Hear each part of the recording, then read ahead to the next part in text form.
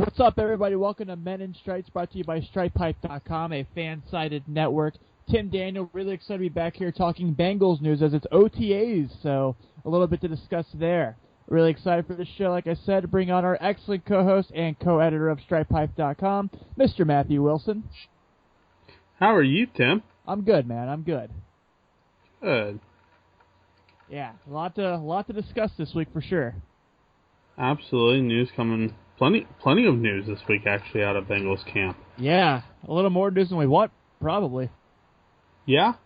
Yeah, well, I guess we can start there with that news. So, it has now come out that an injury from the Pro Bowl that we all thought was okay has had a lasting effect on Bengals tight end Tyler Eifert as he's getting ankle surgery on the same ankle he hurt in the Pro Bowl when attempting to make a touchdown grab. A lot of people say Eifert will be expected to be out for 3 months.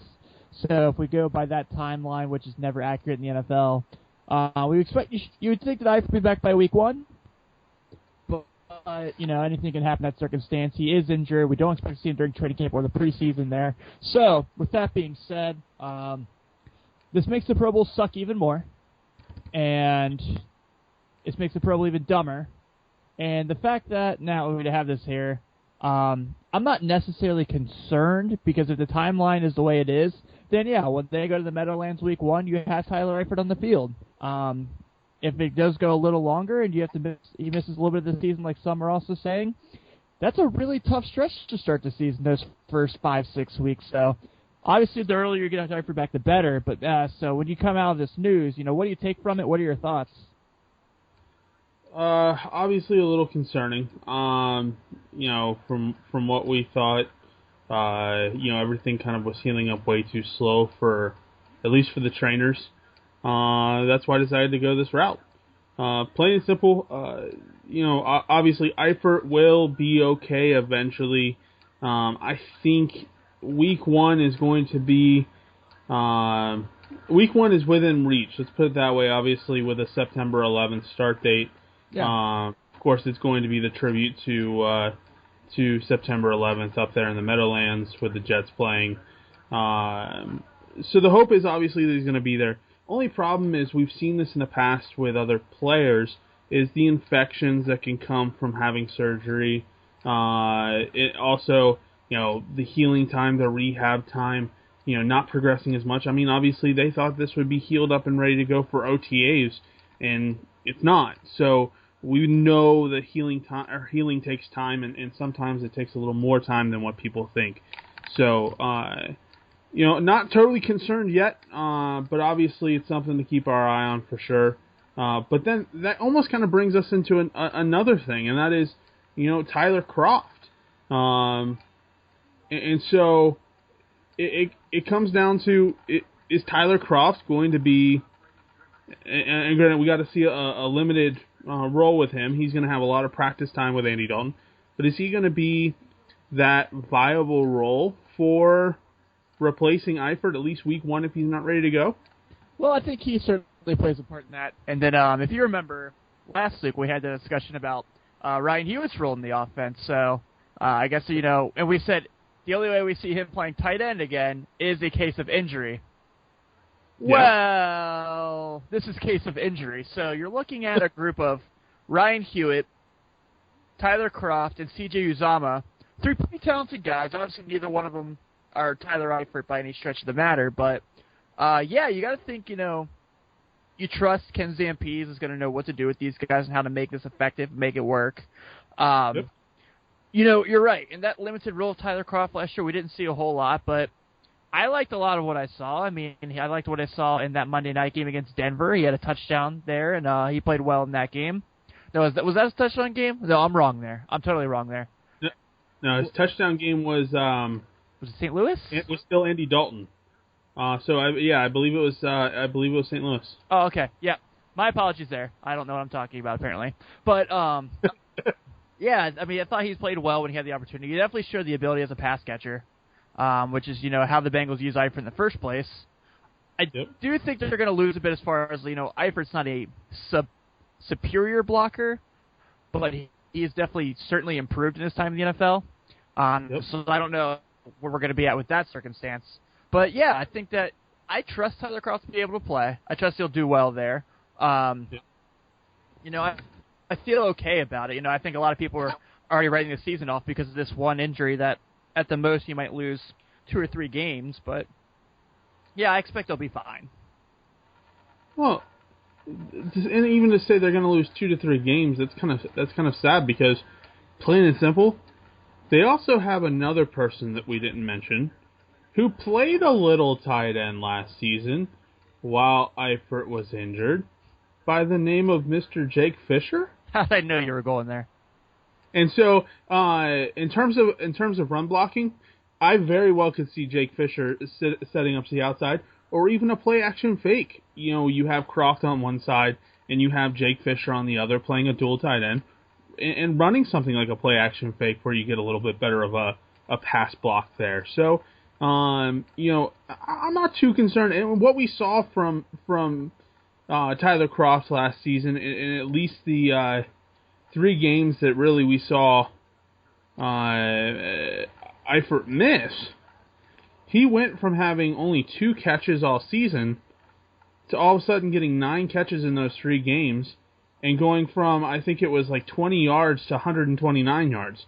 So he has the ability. And the fact that he's getting the reps in OTAs, in training camp once it comes in July, I think it's going to make him more comfortable with Andy Dalton. I think Andy Dalton's also going to be more comfortable with him. And so we're going to see kind of a relationship grow there where we may almost see, and I wrote an article about this, we may almost start to see kind of what everybody hoped the Jermaine Gresham and Tyler Eifert duo was supposed to bring to Cincinnati. That may come true with Kroft if they can find a proper balance to bring him in. For the record, I called that. I said that that's exactly what they would be. So I mean, and I had hopes for it too. I mean, I had hoped that they would get Tyler Kroft more involved, especially coming in year 2. As I said, we wrote. There was an article out there that I wrote about Tyler Kroft's role expanding in 2016. And I had planned on writing that whether Tyler Eifert got injured. It just happened to come a little bit earlier because of Tyler Eifert's injury for sure. But, you know, Kroft has got a chance here to really prove that he can be, you know, an answer for this offense and another weapon for Andy Dalton. Yeah, and I think he's definitely going to step up in that role. I don't think the offense will let him not step up in that role. I think Jay Hayes especially is going to make sure he takes that role and then runs with it. Oh, absolutely. Yeah. So, I guess, you know, while we, that brings up that discussion there, we've kind of touched on those two real fast. You know, more news coming out of this time frame here is the Bengals-Steelers rivalry, just even when it's not going on, even when there aren't games. And we know that all offseason we've seen the Twitter battles, we've seen players from each team mentioning things about the other. It keeps going. So Pittsburgh Steelers also starting their OTAs this week. We see running back Le'Veon Bell come out and say that he believes that Vontaze Burfict intentionally injured him, and every team is trying to hurt him to get him out of the game. So, this brings me to this point about Le'Veon Bell. You are by far, I shouldn't say by far, you are arguably one of the top, maybe the best running back in the NFL. You're immensely talented. You're an unbelievable football player. You do a lot of great things in the field. Why do you have to act like this? Like, why do you have to be dramatic and be act like that and say everyone's out to get you? And, you know, if you go and you try to bring up that Vontaze Burfict play like it was so dirty, like, go back and watch the hit. There's no way that Vontaze Burfict did it, you know, to hurt him. And that's just what the crap about, and it's so annoying, especially without it all, the whole thing there. I'm so tired of the Pittsburgh Steelers feeling like they're targeted, and then everyone's going against them, and everyone wants to take them out, because it's such utter crap. They're, you know, the franchise the NFL makes the most money on. They're the franchise the NFL does all these things from. Okay, they're not the one that makes the most money. We know that's the Cowboys. But I'm just so annoyed with this whole idea, this whole stupid thing they do, that everything's like, you know, everyone's against them, that everything they do is wrong, and everyone's trying to hurt them. It's like, get the hell over it.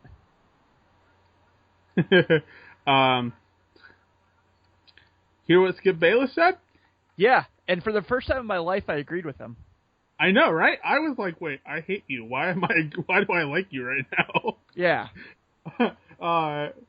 knowing a couple of the guys over at 24/7 Sports did a great article there about the fact that for the first time, I think every Bengals fan actually liked Skip Bayless for a matter of 10 seconds. So if you haven't had a chance to check that out, 24/7 Sports on the Cincinnati Bengals page, they had an article up about that as well. But Le'Veon Bell is, again, I think this may be early signs of CTE. And yes, in some ways I'm joking. And CTE, by the way, is not really a joking matter. I mean, obviously it's cost us some great guys, like Junior Seau for sure. But in all honesty, I mean, I understand going into Bengals week, there's going to be crap set. Oh, yeah. I understand going into Bengals week, there's going to be hatred towards both teams. Except for James Harrison, because James Harrison has some friends, obviously, over on the Cincinnati sideline. Plus, I still love that guy. Oh, absolutely. I mean, you want to talk about somebody who is aggressive on the field, is incredibly, at least personal when it comes to cameras, but overall a nice guy. You really can't argue with the fact of the fact that James Harrison is really anybody bad. He's a good guy for sure. But I mean, and I've met Cam Hayward. Again, really nice guy, but he needs to take a leadership role and go, listen, just shut up for now.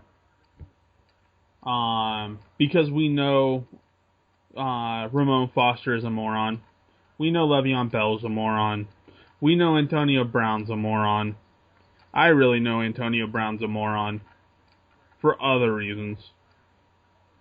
However, it's going to be fun to watch. Oh, yeah. And from a fan perspective, I'm loving every second of this. I am, too. I mean, it makes this rivalry so much more fun. It shows that, like, I think the Bengals-Steelers rivalry has come back to where it was in the Carson Palmer days, where I think it's taken over that Bears-Packers anger. It's taken over even that Ravens-Steelers anger. And I think that's for sure there. I'm just so tired of the whole, like, everyone's out to get us. Everyone, we're the Pittsburgh Steelers and we have a target on our back. And for the most part, yeah, they're right. They do. I mean, their history, everything they've done, all the great things, all the great accomplishments. Everyone wants to do what they've done. And you can't deny that. But at the same time, it's just, I'm so tired of the whole, like, everyone wants to hurt Ben Roethlisberger. Everyone wants to break Le'Veon Bell's leg. Reggie Nelson tried to do it. Vontaze Burfict tried to do it. It's like, Jesus Christ. First off, like, ask Keith Rivers how his jaw was after Hines Ward. Ask Carson Palmer how his leg is after Kima von Oelhoffen. We can go on and on with that, too. But it's just like, I'm so annoyed by the whole, like, the whole, like, it's unfair how the NFL treats us with the whole Pittsburgh Steelers thing when it's like, yeah, Giovanni Bernard definitely agrees with that, right? Well, if you ask, and it's not so much that every Steeler has a target on his back, it's more every Steeler has a target on his head. Right. But in all honesty, I mean, these guys just need to leave it for the field, leave it for game week, because at this point, I think for the most part, we're sick of it. I mean, at least for the time being. Because eventually we're just going to look and go, it's a rivalry. Great. Shut up. Right, play. Yeah, play the game, play it on the field. I mean, and don't get me wrong, this actually may rival, and I know we didn't have too many rivalries, at least outside the division, but this rivals almost kind of like back in the 80s when it was a rivalry against the San Francisco 49ers, because, of course, that's who we lost to in the Super Bowl. Mm-hmm. And against Jim Kelly Buffalo Bills. Yeah. which was a great rivalry. It was. I mean, the AFC title game obviously leading to the '88 Super Bowl and a bunch of great things there. So, I mean, at the same time, those guys knew just to play the game, leave it on the field, and at the end of the day, you hate each other off the field, but isn't the NFL supposed to be a brotherhood? Yeah, you'd think, but I wouldn't be surprised if come week 2, when we go to Pittsburgh, if someone puts a hit on AJ Green or something and everything's fine on Steeler end, right? Oh, and of course, because it's the holy ground, according to every Steeler fan, they can do no wrong, and that every penalty means the refs are out to get them. Did you see Concussion? With Will Smith? Yeah. Yes.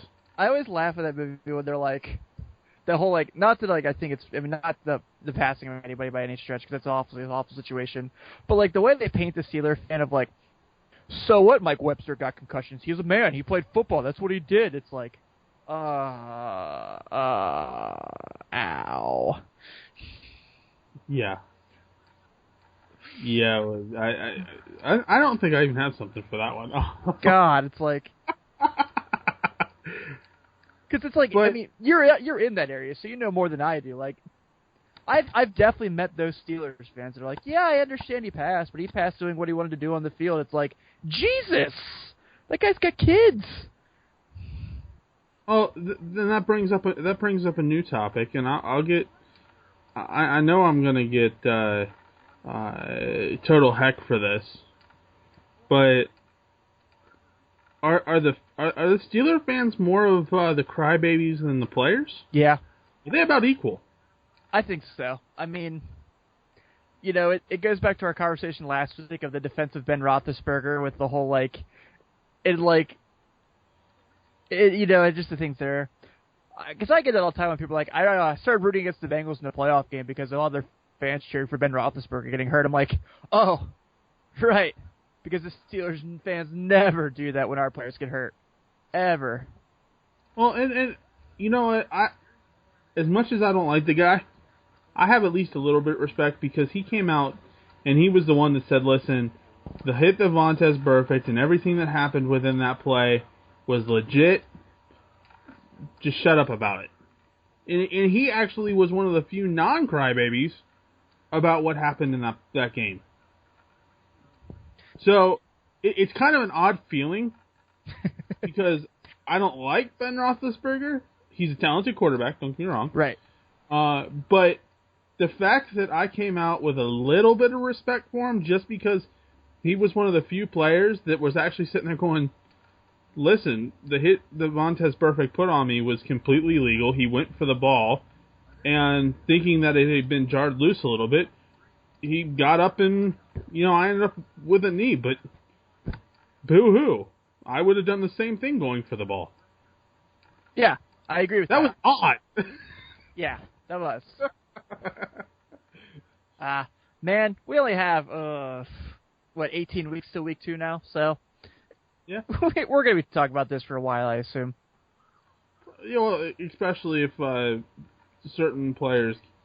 And I'm not saying that no Cincinnati player will keep their mouth shut too, but needless to say, especially if certain people keep opening their mouths. Yep, exactly.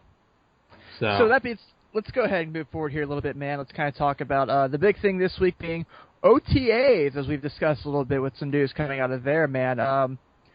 Everything we're reading seems positive so far. It looks like Andy Dalton, AJ Green picking up right where they left off. Really like the comments AJ Green's making. If you're reading the articles that Jeff Hobson and guys are posting about, being the leader and getting these guys ready. It seems like Brandon LaFell's fitting in really well. He seems to really love the culture there. You talk to these other new guys like Carlos Dansby, and they're talking about just how they've never been around this much talent, how excited they are to be here. And obviously it's OTAs, and no one's going to say anything like, we look like crap out there, we can't line up, or no one's going to say anything like, I hate these guys, but everything you're reading so far, all the excitement from there, you're reading they're not missing much, they're getting lined up, they're putting everything together. even with the changeover in players and in coaching staff, you got to be pretty excited about what you're hearing so far. Well, the biggest excitement is the fact that Andy Dalton's actually throwing passes with his right hand. Yeah, I know. So, I mean, that's kind of the biggest thing because we have not seen him throw a pass until really OTAs. I mean, obviously he's been working behind closed doors. You know, he's been trying to improve himself that way. But we really, for the first time, are getting to see him throw some passes, and he looks good. He's the man. Obviously, getting the new guys in stride with Brandon LaFell and Tyler Boyd and those guys. Man, they're talking about Cody Core like he's like freaking Jerry Rice at OTAs. Well, weren't we talking about who were we talking about last year? That was kind of that same way. Weren't we talking about Rex Burkhead that way? Yeah. Last year at this point. So I mean, obviously we don't put much stock in OTAs, but No. it's good to at least get a preview of obviously Andy Dalton because we haven't seen him throw. Obviously, seeing some of the new guys coming in and just kind of starting to mesh and build that chemistry with AJ Green and with AJ McCarron and so definitely some good stuff there. Yeah, absolutely, man. So that's something to look forward to there. So, what I'm reading that I'm really liking is everyone's talking about like the secondary, like they're stealing the show out there. You're reading all this stuff about the corners and all the things they're doing, man, and like, yeah, that's a pretty happy sign to hear, especially with losing Leon Hall, losing Reggie Nelson, bringing these new guys. Like, people are pretty excited about what we're seeing there from that secondary. No, I mean, absolutely. I mean, these guys are really starting to find their groove. Of course, now we're starting to get people healthy again. You've got William Jackson III, who needs to sign his rookie deal. He will. I know he will. I'm just throwing that out there since he's the last one. But obviously Drake Kirkpatrick.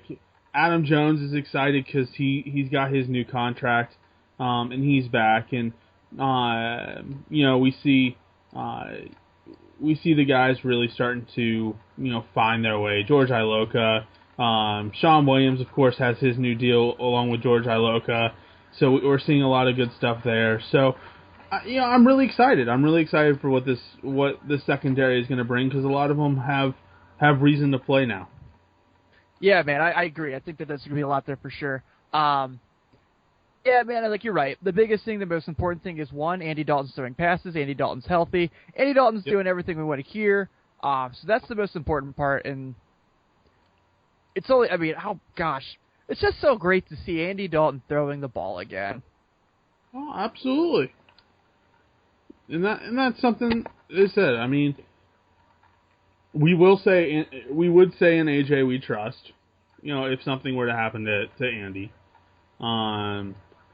especially if you get the core guys healthy. He proved that he can play. He can play with playoff caliber teams. I mean, Denver, Pittsburgh. So I'm not too concerned. If something were to happen where there was a setback with Andy. But it's great to see Andy back. Yeah, man, I agree. Oh, man, so we're flying through this one tonight, man. We have a lot to talk about. We do, but then again, we're also we know we have a lot to talk about, so yeah, we'll take every day, all day long. Yeah, absolutely. So, moving to our next topic of discussion here. Give me just a moment. There's referencing the list. Such a long list, man. I know, right? It's not often that during the off season we have this much to talk about. Oh, and it will only get more as we get closer. Yeah. So, all right, let's touch on this one real quick. Another big thing that came through yesterday was NFL veteran defensive end, one of the best players I can remember to play the game. On the defensive side of the ball, being Dwight Freeney. Excuse me. Visiting with the Bengals yesterday. actually took a physical too. Looks like the Bengals seeing if he might be a potential fit. So didn't leave with a contract. Ended up looks like he's visiting with Atlanta this week also. But if you are the Bengals, let's say you're Duke Tobin here and you're Katie Blackburn. You have a meeting with this guy with Marvin Lewis and staff, and what do you think, man? Are you is this the guy you want to bring in? It's the guy that even last year, for how little he's playing 10 games. I think he missed 6 games. Still had a hell of a year in Arizona. He's 36, but he's played at a high level forever. You just signed Carlos Dansby, who's 34.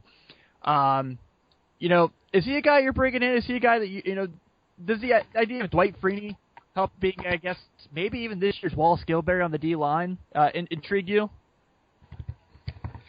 It does, and it's kind of a hard thing to sit here and go. It's actually hard to sit there and even imagine it with where he's at. But you're talking about somebody who arguably was one of the better guys, even in those 10 games for Arizona. Ask Whitworth. Yeah. You're talking about somebody who still seems to be able to play at a higher level.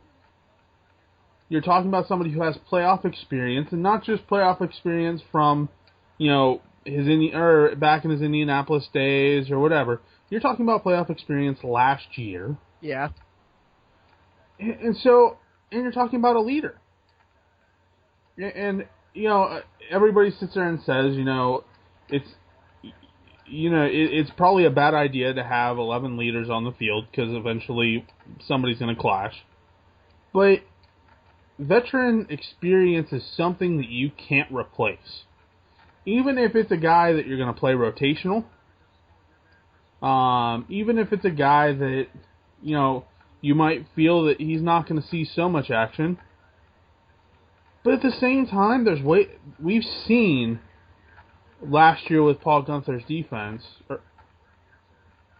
that he has the capability of finding ways of using people. Yeah, for sure. And so, if he's going to bring something to, the table that's going to give you experience and you're going to be able to use him in a way that's going to benefit both, player and team, why not? I'm with you, man. I love the idea of him playing for this team. I love the idea of, his athletic ability, how good he is, playing at a high level, being a veteran, playing in a lot of situations. He's played in a lot of big games. He's listed as an outside linebacker, but Pro Football Focus had that thing on there saying that he's had that 82% of his snaps he played last year, his hand was on the ground.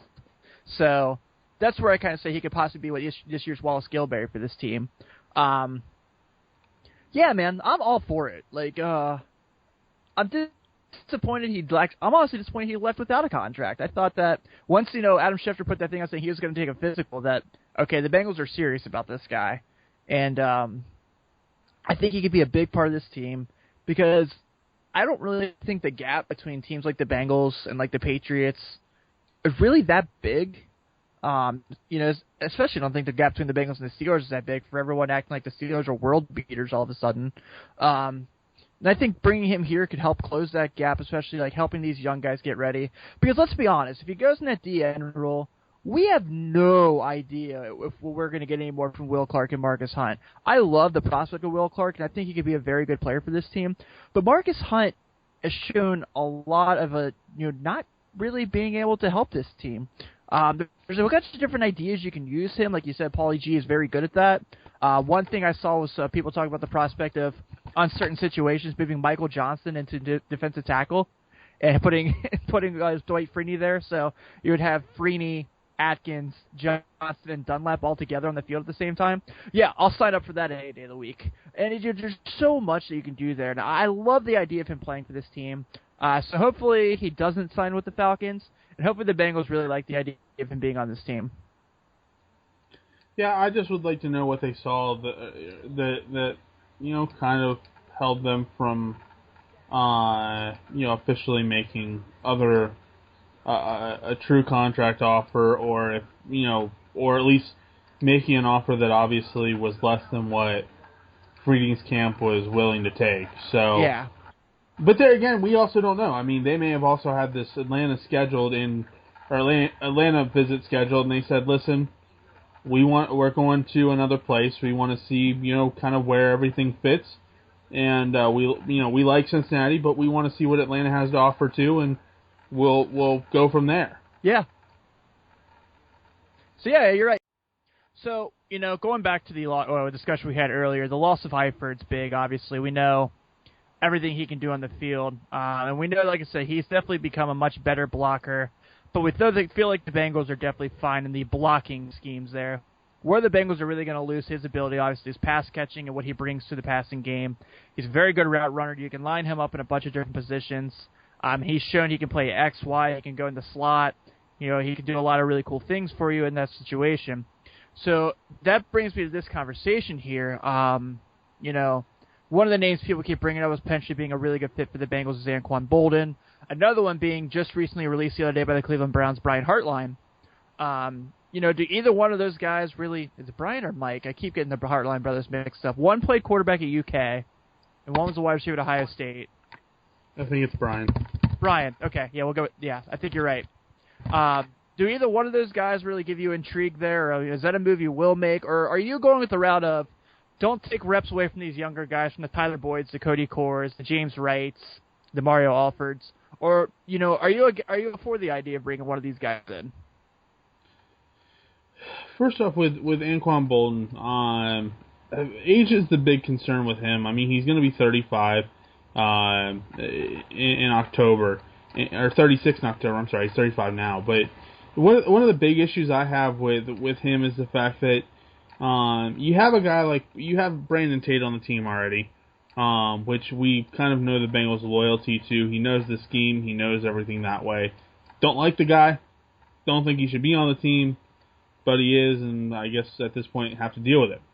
However, bringing up the Brian Hartline aspect, you're looking at a guy who is borderline 30. Not terrible, but at the same time, I think he's kind of lost a little bit from, obviously, his Ohio State days, but even from his Dolphin days. And so, one of the big things that I have kind of a hesitation, even bringing anybody in at this point, is you just brought in Brandon LaFell.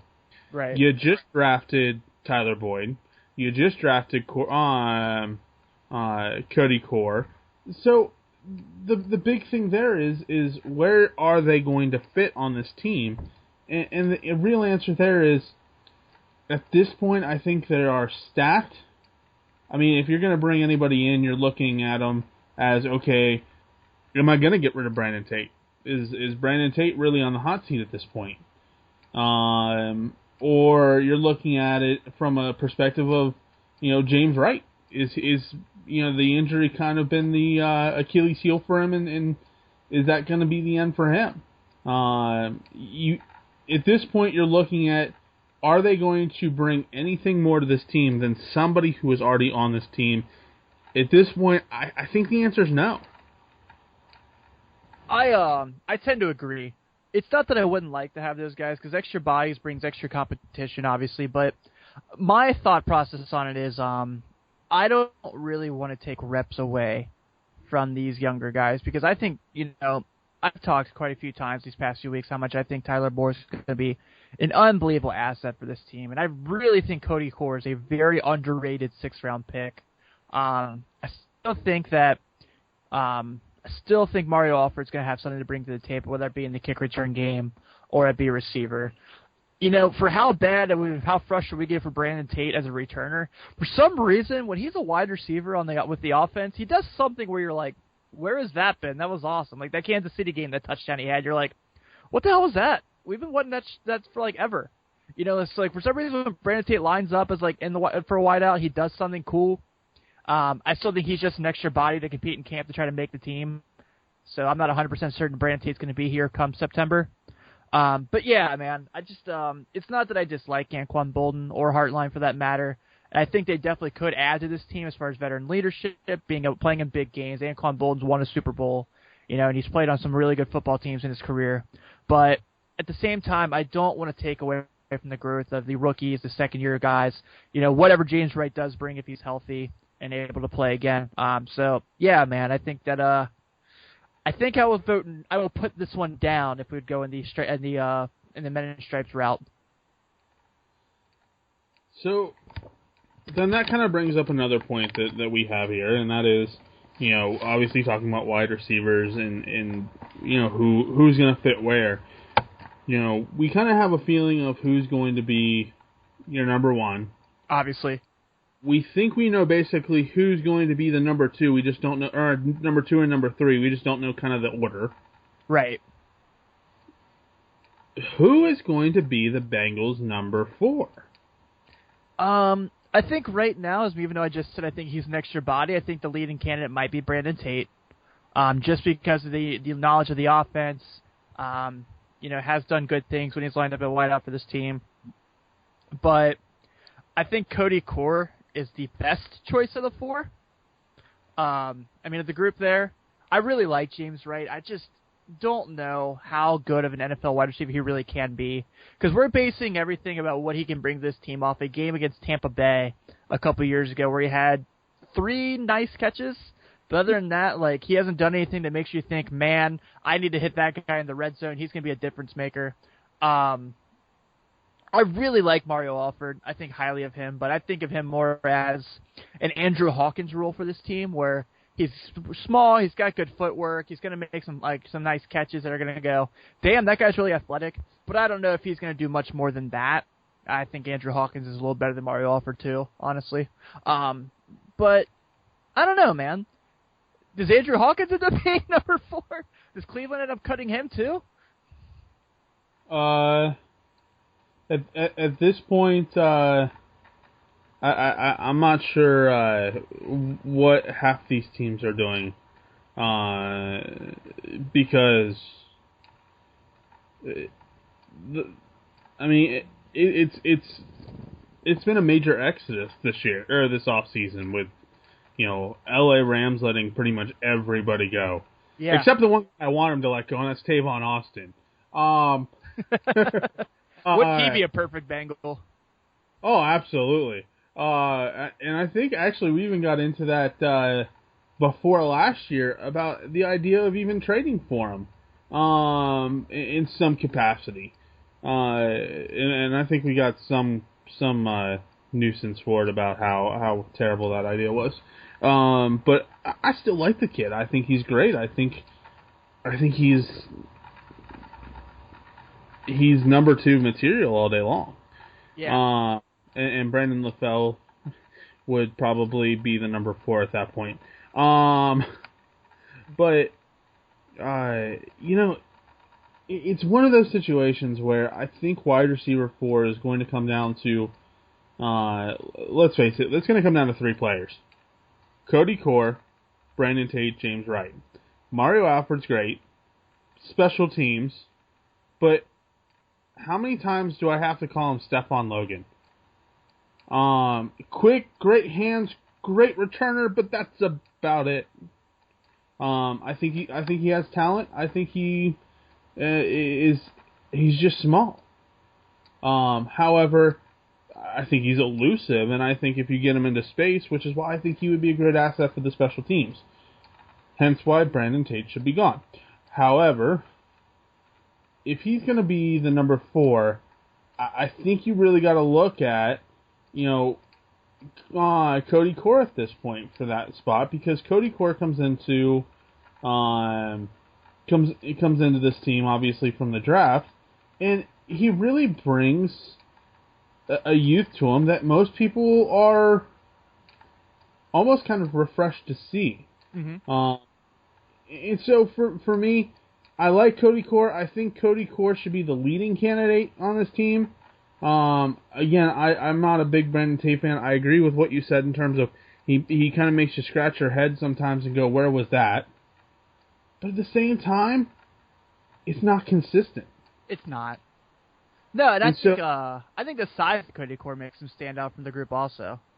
Absolutely. So I'm a huge Cody Core fan at this point in terms of that number 4 spot. Yeah. The fact that the thought of the Bengals playing multiple rookies in a wide receiver slot is kind of one of those that sits there and goes, that's probably why they won't make him wide receiver number 4. But I think he should be. Yeah, I think so too. And I like the idea of those two being Boyd and Corby are like really helping this team immediately. Because I don't think they're gonna have a choice. Like Adam Jones talks about Cody Core already. Like he loves the kid. So yeah, I'm with you, man. I agree. I want Cody Core to be wide receiver 4. So that's the guy that I'm really excited about there, for sure. So I guess wow, we kind of touched on a lot of things there. The other news there. Not really much of like a description there. Andrew Billings signs his contract, leaving William Jackson III to be the last one left. Your thoughts on what Billings' role is going to be this year? Whether they're going to start using him for OTAs and training camp and try to build him in. Do you think he's a rotation with Pecco? Do you think by midseason potentially he could be starting on that D line with Atkins, Dunlap, and Johnson? It's hard to say because obviously we haven't seen him in action. I mean, Pecco is a great tool for this team, and I think he's somebody who's has the ability to be a starter. Mm-hmm. However, again, we go back to the whole role of the Bengals with rookies, and the fact that they redshirt them. I mean, right. Marcus Hardison's still being on this team too. So I mean, do I see him being a large role eventually for this team? Yeah, I absolutely do. But do I see him being this year? As much as I want to say yes, I believe the answer and the correct answer is going to be no. I think Andrew Billings is not going to be a starter. Could he play a rotational factor? Absolutely. Yeah, I think he, especially in the run defense against first and second down. Yeah. Somebody who can press the pocket from the center. Somebody who can disturb gaps very well. He's got a good arm base. But that's something we saw, we know Carlos Dunlap has as well as a great arm base. You put those two next to each other, that's going to be a tough side to run against. Yeah, for sure, man. I'm excited about that prospect too. Speaking of Carlos Dunlap, him and Andrew Whitworth make their debut on the NFL's top 100 list this week. Carlos Dunlap coming in at 70, and Andrew Whitworth coming in at 67. Neither one of those guys on the list last year. The NFL really seeing what they can bring. How excited are you about that? Do you think they maybe should have been a little higher? Andrew Whitworth, yes. I mean, you heard a couple guys on, at least in the interviews from a player's perspective, how they really felt that Andrew Whitworth had been disrespected in a way the past couple years with, being snuffed for the Pro Bowl in 2014 and not really getting much respect. So, I mean, obviously they got to start somewhere on the list. You can only climb higher, I guess, right? But at the same time, I think he's kind of the one that's underrated there. But he is also how old? Yeah. So, in a way, a nice little last bone for him to be thrown to him. Good for those guys, and I'm glad that they're getting some respect. Obviously, we already know with one of the players being named one of the most hated players in the NFL, he's not going to be on there, and that's Vontaze Burfict. Right.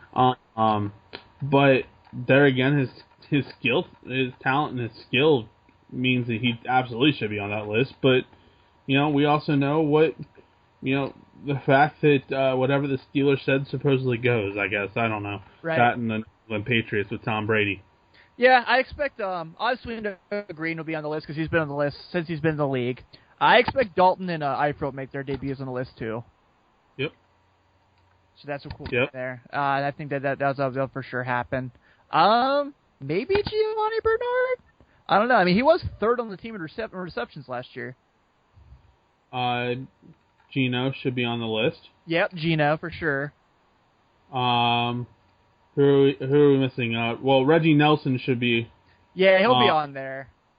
But of course, we can't call him a Bengal anymore. But right. he's on that list because of being a Bengal. So, It's kind of a Bengals would get another guy, but you really can't call him another guy. Right. Thanks for what you did for us. You should. You did what you did with us, but you're actually here. Yeah. So, another news coming in. We'll go NFL news real quick. Tom Brady appealing his 4-game suspension, making this the longest process in the world. Eric Winston, you suck. He's back. Defending Tom Brady, and yet you can't defend Vontaze. You suck.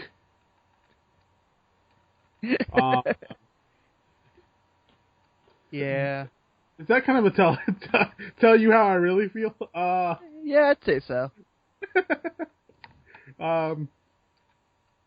So they're gonna draw. He's gonna draw out that process a little longer. Woohoo! We get to sit there and be sidelined to it. But here's the funny thing, and you know what? The NFL Players Association has no reason that they should be even supporting this appeal, and that's because they signed a CBA saying, "Hey, listen, Roger, you basically have all the power in the world. So if you're gonna sign a CBA that makes him judge, jury, and executioner, guess what? You're gonna have to live with it." Yeah, I agree. So, and that's what this appeal was about. When they sat there and said, "Listen, you signed a CBA. The CBA says he's allowed to do this. You shouldn't have signed it." Yeah, I agree, man. So, I mean, it's the longest, most annoying process of all time. I'm tired of it for sure. I can't wait to draw this out until the next CBA, and then they start arguing. Well, the new CBA says this. Really? Yeah, I saw. I guess there's that thing that came out today where Goodell sent a letter to all 32 teams for CTE research and head injuries. I didn't see that. Yeah, so I guess he's asking players to donate to it and stuff like that now. Because your league decided to deny it for so long. Yep, you're right. Right. They should be the ones donating into it instead of you. Yeah, exactly. Other NFL news I thought was interesting with OTAs going on. So, if we didn't already think that Brandon Marshall and Eric Decker really wanted to have Ryan Fitzpatrick next year, quarterbacking their team week 1 against the Bengals, this kind of takes it to a whole new level. Today was the start of the Jets OTAs. Decker and Marshall both no-showed as a way to say to the franchise, if we don't have Fitzpatrick, we don't want to play. You signed a contract, grow up. I agree. I also have, I'm with that, totally. I do totally respect him, though, for having the balls to stand up to the franchise and saying, we want our guy. Which brings up the other question. If it's not Fitzpatrick, who is it in week 1 against the Bengals? Geno Smith, Bryce Petty, or Christian Hackenberg? You want my real answer to that? Yeah. Hackenberg. I agree. Highest ceiling. Absolutely Hackenberg. If they're bringing in Geno Smith, they automatically should just forfeit. Hey, man, I like Bryce Petty, honestly. Like, I don't think he's going to be like a star or anything, but I think he definitely has a role in the NFL somewhere. He'll be cut by first cuts. Yeah, I do think so, too. I think he'll end up probably with he'll end up signing with somebody. Fitzpatrick. Yeah. I honestly, man, I really do think we'll end up seeing Fitzpatrick week 1. But here's the thing. How long are they going to draw this out, number 1? Right. And number 2, is Fitzpatrick going to even have much practice time with the team by that point? Yeah, you're right, man. So it's going to be interesting for sure. All right, man. If I'm the Jets, I'm giving Hackenberg all the first team, or most of the first team reps at this point. I think they are, actually. I think that was what they kind of said they were going to do. Todd Bowles does like Geno Smith, what I understand, but I don't think I think he understands that the Jets are very high on Christian Hackenberg for a reason. Yeah, well, Geno Smith had his chance. Mm-hmm. A lot of them. So, and now he's subject to third string. So. Yeah, absolutely there, man. Wow. How about that? I went to that Bengals-Jets game. What was it? The first time the Bengals won the division in the Dalton era. It was like 49-9. Like Marvin Jones had like 4 touchdowns, and Reggie Nelson, Adam Jones both had pick sixes on Geno Smith. Yeah.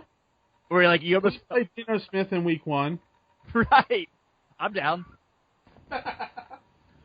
For sure. All right, man. So you ready for it this week? By the way, this is Men in Stripes, presented by Stripe Hype, a member of the Fan-Sided Network. Blah blah blah blah blah. Okay, we've done our plug. All right.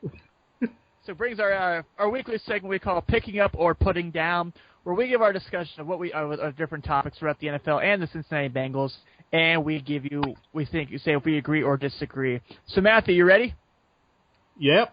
All right, let's start a little outside the NFL, just because the big thing going on right now is the NBA playoffs, after all.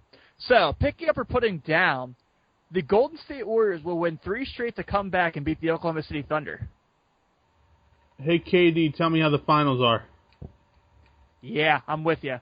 I think that Golden State wins tonight. I even think they'll win Game 6, but Game 7 is in Oklahoma City, and that place is going to be rowdy. Well, let's put it this way. I think they win tonight because the NBA is going to make sure they win. If you've ever read a book, who is it? Tim, and I forget how to pronounce his last name. He wrote a book about, and no offense, I truly believe this, as corrupt as the NBA is. I mean, and it is corrupt. I mean, if it wasn't corrupt, we'd be looking at the fact that Draymond Green would have been suspended 3 times over by this point. Kicking Steven Adams, first off, kneeing Steven Adams where it counts, then kicking Steven Adams where it counts. Oh, that was a reflex. No, a reflex is basically when a doctor takes one of them rubber mallet things and smashes it against your knee. That's a reflex. Right. You kicked. And then to turn around and legitimately trip, and I forget who he tripped, the name at least, but to legitimately trip the Oklahoma City Thunder player right there in front of the refs, and yet you sit there and go, oops. If the NBA really wanted, it really didn't want, the Oklahoma City the Golden State Warriors to win, he would have been suspended. So, I think there's a lot of legitimacy in what Tim wrote, and I truly believe that they want to see this go to a Game 7 because it's revenue for them. That and they know tomorrow night LeBron's ending Toronto's season. I'm hoping so. Oh, he's ending it. They were on fire last night. But yeah, I it'll be interesting to see. I'm looking forward to that series for sure. So, guys, I guess we can go back to the football side of picking up or putting down. So, now that we know everything going on, and I asked this once before, and see if your opinion has changed, are you picking up or putting down that Tyler Kroft will have 5 touchdowns this year? Last time you put it down. I'm still putting it down, but not by as much as I think I was before. I think I had him at like 2. Yeah. I'm going to double that at this point. So you're saying right under 5? I think we're pushing. I may even give you a push on the 5, but that's fair. But I'm not going to go over 5. I think he might just come just shy of 5, but he's definitely going to have a part on this team and a role on this team, and I'm excited for it.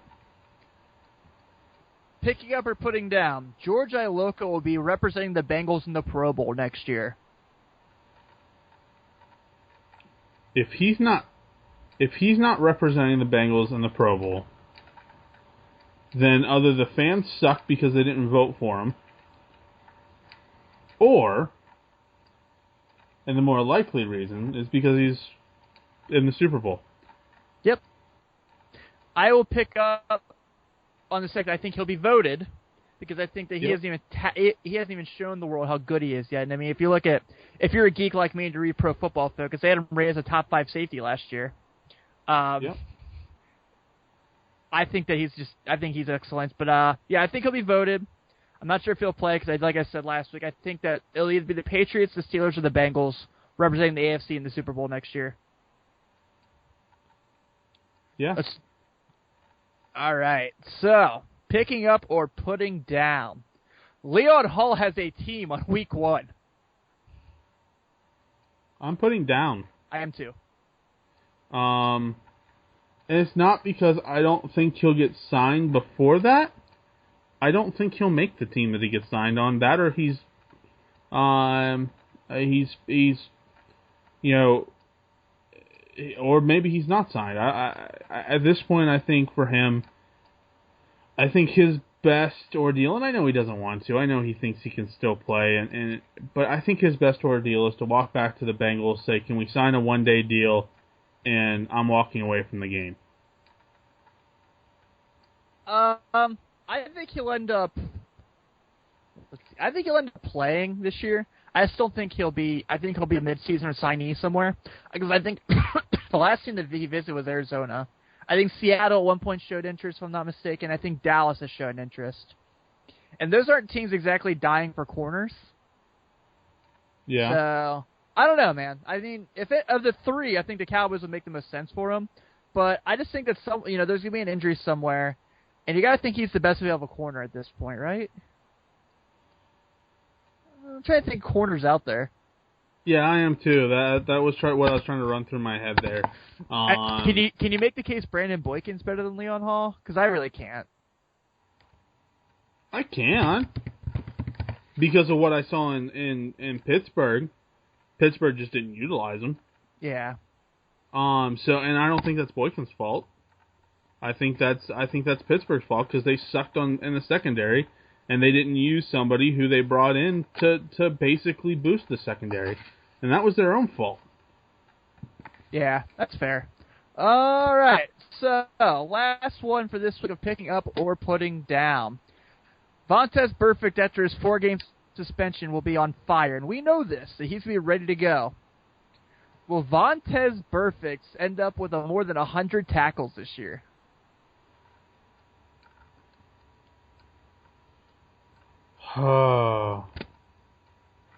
I'm putting down, but not by much.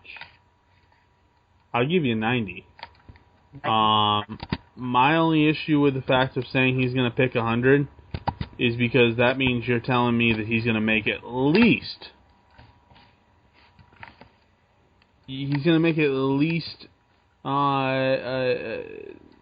9 tackles or 8.5 tackles, I think it literally is, per game.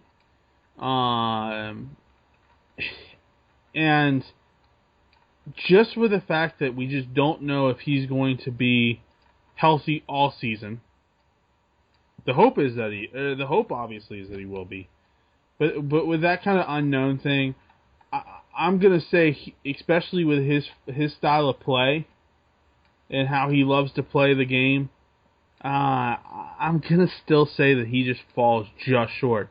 We're talking like 95, 96 tackles. We're not talking like, oh, he's only gonna get like 72. I think he's falling just short of that. Yeah, that's fair for sure. All right. So I think that brings us to another edition of Men in Stripes, brought to you by StripeHype.com. Matthew, as always, a pleasure to do this with you each and every week. It always is, and I continue to look forward to it. And, of course, find us on YouTube. Yep. On Men in Stripes SH. Also, email us, meninstripessh@gmail.com. Find us on Twitter, Men in Stripes SH. What else am I missing? Because we eventually will catch up with iTunes. Eventually, one of these days when we have the funds. When I have the funds. We'll get there. I'm finally done fighting with Facebook. So if you see it boosted on Facebook, then don't think it's a stripper thing, which you can find that plenty of times if you put Men in Stripes on YouTube in the search tab. That's just kind of bad, but that would be the case. So, but yeah, I mean, I look forward to continuing this venture for sure. Yep, and I'm going to let you go ahead and get ready for that Pittsburgh game, because we're already at the end of the first period. Oh, I am going to enjoy it for sure, but course, I'm going to more enjoy the fact of, cleaning, because that's what dads do. All right, man. Well, thanks. Have a good week, man. You too, and a big Who Day to Who Day Nation. Ooh.